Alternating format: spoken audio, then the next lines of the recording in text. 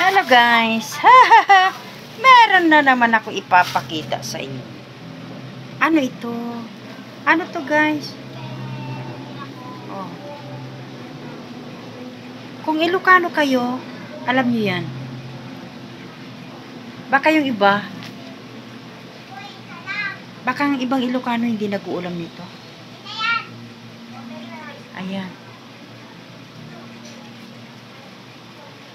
Nung nasa Mindanao ako, ang alam kong nagtitinda noon ng ganito ay mga Muslim. Ang dami nito dati sa Mindanao. Kapag araw ng Sabado, araw ng palengke, yun matandaan ko na. Akala ko kasi, dito ko lang yan na tikman. Kasi nung nandito sila Manong, pumupunta kami na Manong Jerry, Manong Jessie, si ate ko, pumupunta kami ng C6 at namumulot lang kami ng ganito nung wala pang kabahayan doon sa C6, ganon. Nung hindi pa siya masyadong develop, hindi pa siya na-develop, namumulot lang kami ng ganito. Kasi, nabubuhay lang ito guys sa wala gaanong, sa damuhan, wala siyang gaanong, walang kabahayan. Doon lang siya, nasa, ano lang siya, kung saan sa mga ligaw. Kumbaga sa ano, dahong ligaw lang, kumbaga itong mga ito.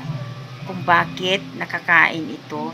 Kasi ang sabi ni mister ko, may nabanggit ang mister ko noon na, wala kayong pinagkaiba sa kambing.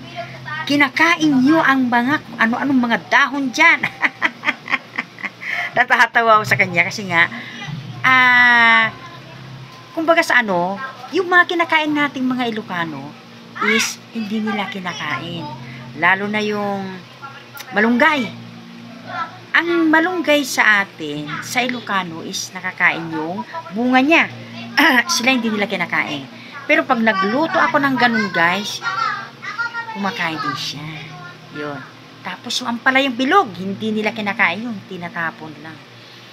Ano pa ba? Yung kalabasa, bulaklak ng kalabasa. Yun. Pero kapag nagluto ako, gustong-gusto mo. Tapos, naalala ko ito guys. Yun ngayon, nasa Mindanao, ituloy natin. Mga Muslim, ang dami nilang, ilang sako yun. Matatandaan ko na, akala ko nga, ngayon ko lang ito na encounter. Tawag doon, ngayon ko lang siya inuulam, hindi pala. Pero nung nasa Mindanao ako, hindi ko kinakain to. Kumbaga sa ano, nanay, tatay ko na lang kumakain. Natandaan ko na. Pero hindi kami masyadong kumakain noon. Nanay, tatay ko lang. Ganon. Kung bakit, alam ng kuya ko na inuulam ito. Kasi nga, pala sa Mindanao is kinakain na pala namin to. Sila ha. Pero ako hindi ko kinakain. Kasi nga mapait, diba? Siyempre, 17 years old na ako umalis doon. Pero hindi ko talaga nakain to kasi mapait. Ito talaga ngayon is, namimiss ko siya. Binili ng kuya ko ito. Dalaw sila ng bilya doon sa C6. Doon kasi yung maraming ganito guys. Hindi naman lagi. Hindi naman madalas. Bihira na lang. Kasi dati is madalas. Ganon. Oh, presko. Oh, sariwang sariwa. Oh, ang galing, oh. Wow. Ito ang ulam namin ngayon. Pwede ko naman siguro kasi igigisa mo lang to. Igisa mo lang to, guys. Kuya ko masarap magluto. Si Manong Jessie, si Manong Jerry. Wow, sarap magluto. Si Nang Bing. Yun. Sarap sila magluto.